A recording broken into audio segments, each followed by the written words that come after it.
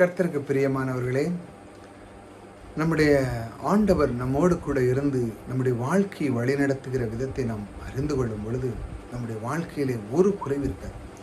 பாருங்க, அவர் நம் போகும் இடமெல்லாம் அவர் வருகிறார் இல்லையா?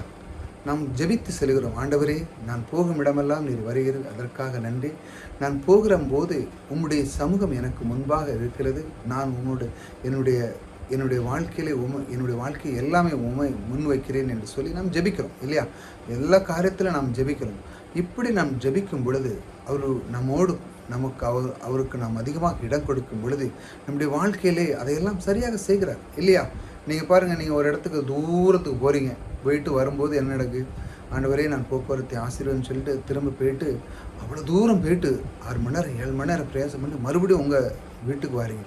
அப்போ நீங்கள் என்ன, அப்பா கர்த்தருக்கு ஸ்தோத்திரம்ப்பா, இவ்வளோ இடத்துல எவ்வளோ பிரயாசத்தில் எவ்வளோ கஷ்டமாக இருந்துச்சு போகும்போது வரும்போது போக்குவரத்து, ஆனால் அருமையாக நடத்தி மீண்டும் இந்த அற்புதமான வீட்டினுடைய இடத்திலே கொண்டு அற்புதமான இந்த பலிபிடமான கெட்டப்பட்ட இந்த வீட்டுக்குள்ளே என்னை கொண்டு வந்து மீண்டும் உமக்கு நன்றி சொல்ல எனக்கு ஒரு அரிய வாய்ப்பை கொடுத்தீரே, உமக்கு நன்றி. இப்படி நாம் சொல்கிறோமா?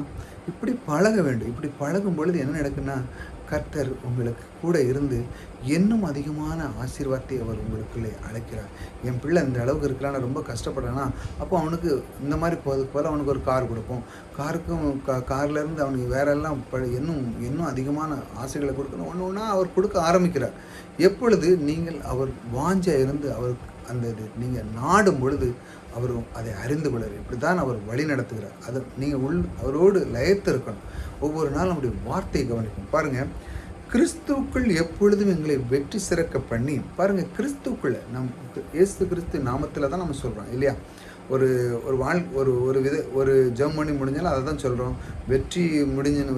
வெற்றினாலும் நம்ம ஆண்டவருக்கு நன்றி, கிறிஸ்துவுக்கு நன்றி அப்படி சொல்லி நம்ம சொல்லலையா? அந்த மாதிரி கிறிஸ்துவுக்குள் எப்பொழுதும் எங்களை வெற்றி சிறக்கப்படுகிறது. ஏனென்றால் அவர்தான் இந்த சிலுவையின் மரணத்தின் மூலமாக நமக்கு எல்லாம் வெற்றி கிடைச்சது. சிலுவையின் மரணம் எதுக்கு? அவனை சாத்தான அடியோடு அழித்து அவனை நிர்மூலமாக்கி அவனுக்கு வெளியரங்கமான கோலமாக்கி அவனை ஒன்றும் இல்லாமல் ஆக்கிட்டார். ஒன்றும் இல்லாமல் ஆக்கின பிறகு நம்மளுடைய வாழ்க்கையில் இப்பொழுது நமக்கு வெற்றி. அதை நாம் அறிந்து கொள்ளும். கிறிஸ்து எனக்காக வெற்றி சிறந்தார். நான் ஏன் சோர்ந்து போகணும்? நான் ஏன் பயப்படணும்? நான் ஏன் இதற்கு விலகி நிற்கணும்? நான் தைரியமாக நிற்பேன். ஏனென்றால் கிறிஸ்து எனக்குள்ளே இருக்கிறார். என் வாழ்க்கையை நடத்துகிறார். அவர் என்னுடைய வாழ்க்கையை எப்படி நடத்துகிறார் என்று நான் அறிந்திருக்கிறேன். அவர் எனக்குள்ளே இருக்கிறார் என்று சொல்லி நாம் அதை சொல்லுகிறோம் இல்லையா? பாருங்கள், வெற்றி சிறக்க பண்ணி எல்லா இடங்களிலும் எங்களை கொண்டு அவர் எல்லா இடத்துக்கும் நம்மளுடைய சபைக்கு போகிறோம், மற்ற இடத்துக்கு போகிறோம், வீட்டுக்கு போகிறோம். இதெல்லாம் நம்ம போகும்போது அவரை அறிகிற அறிவின் வாசனை வெளிப்படுத்துகிற தேவனுக்கு ஸ்தோத்திரம். அவரை அறிகிற அறிவின் வாசனத்தை வெளிப்படுத்துகிறதுக்கு ஸ்தோத்திரம்னா எப்படி?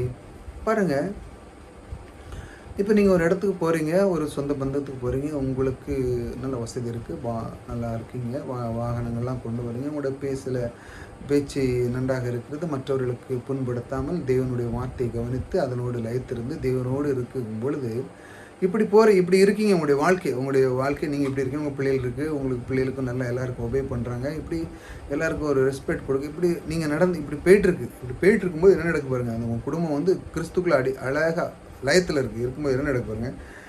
எல்லா இடங்களிலும் எங்களை கொண்டு அவரை அறிகிற அறிவின் வாசனை வெளிப்படுத்துகிறார். அதாவது நீங்கள் போனீங்கனாலே இந்த பையனுடைய குணத்தை பாருங்கள், நல்ல அற்புதமான குணம், நல்ல ஆண்டவரை தேடுறான், நல்ல பையன்.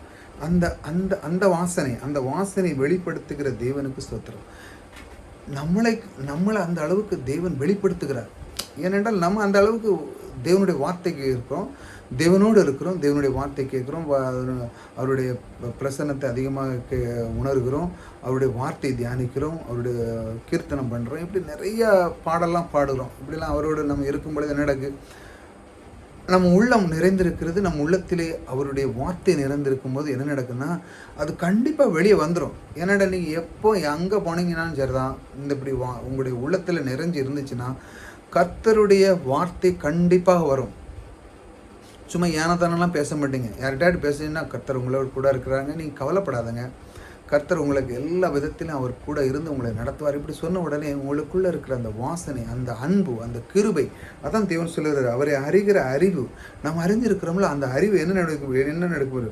வாசனை வெளிப்படுத்துகிறது. எப்படி வெளியே போகுது?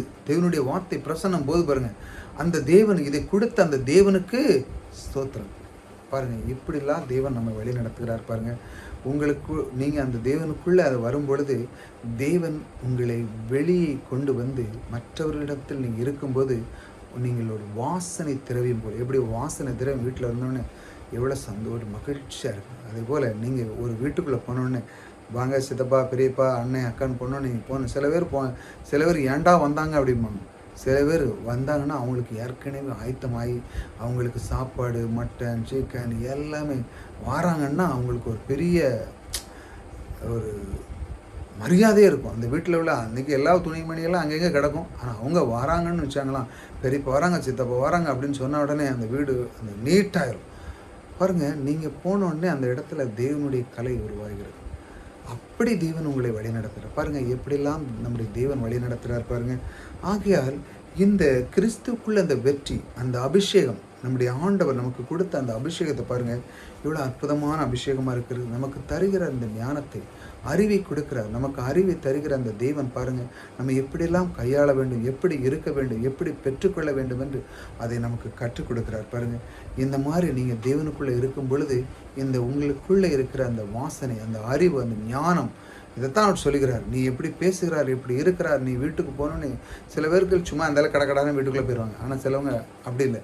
தேவனுக்குள்ளே வார்த்தை இருந்தாலே இந்த வீட்டில் சமாதானம் உண்டாவதாக அப்படி சொல்லி பிரவேசிப்பாங்க. எத்தனை பேர் வருஷ கணக்கில் 50 வருஷம் 60 வருஷம் வாழையாக கிறிஸ்துவாக இருப்பாங்க. ஆனால் அந்த சில வீட்டுக்கு போனால் சொல்லவே மாட்டாங்க. அப்போ என்னென்னா, இதயத்துக்குள்ளே அந்த வார்த்தை இல்லை.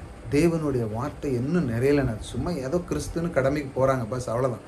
அந்த தேவனுடைய வார்த்தை இல்லை. யாராட்டு பார்த்தா கர்த்தர் உன் கூட இருக்காமா, கர்த்தர் உன்னை ஆசீர்வதிப்பார், நீ ஒரு பரீட்சை எழுதுங்க, கர்த்தர் உன் கூட இருக்கார், உனக்கு எல்லாத்தையும் வாய்க்க பண்ணுவார், கர்த்தர் உன்னோடு கூட இருக்க, இப்படி ஜெபிக்க கற்று உடனே உடனே வந்துடணும். தேவனுடைய வார்த்தை, கர்த்தர் நம்மை வழி நடத்துகிறார் என்று அதை நீங்கள் அறிந்து அப்படி சொல்லும் பொழுது உங்களுடைய உள்ளம் மகிழ்ச்சியாக, இப்படித்தான் அவர் உங்களை கொண்டு அவர் வழி நடத்துகிறார் பாருங்கள். அவர் எப்படி வழி நடத்துகிறார் பார்த்தீங்களா? கிறிஸ்துவுக்கள் எப்பொழுதும் உன்னை நான் வெற்றி சிறக்க பண்ணுவேன், எல்லா இடங்களிலும் எங்களை கொண்டு அறிகிற அந்த அறிவின் வாசனையை அவர் வெளிப்படுத்துகிறார். உங்களுக்கு அறிவின் ஞானத்தை கொடுத்த அந்த தேவன் உங்களோடு கூட இருக்கிறார். ஆகால் இப்படி அவர் கர்த்தர் உங்களை வழி நடத்துகிறார். அதனால் நீங்கள் எதை பற்றி சோர்ந்து போகாமல் நீங்கள் இருக்கிறது தான் அவருடைய விருப்பம். நீங்கள் சோர்ந்து போயிடக்கூடாது, எதுலேயும் மனக்கலங்க இருக்கக்கூடாது. அவர் உங்களுக்கு ஞானத்தையும் அறிவை தந்த அந்த தேவன் உங்களோடு கூட இருக்கிறார். அதை மற்றவர்களுக்கு புரியும் வண்ணமாக உங்களை மாற்றுகிறார். ஆகையால் நீங்கள் எந்த நேரம்னாலும் எப்பொழுதும் கர்த்தருக்குள்ளே இருக்க நீங்கள் பழகி கொடுங்க. அப்படி இருக்கும் பொழுது உங்களுடைய வாழ்க்கையில் எப்பொழுதும் வெற்றி சிறக்க பண்ணுகிற தேவன் உங்களோடு கூட இருக்கிறார். கர்த்தர் உங்களை ஆசீர்வதிக்கிறார்.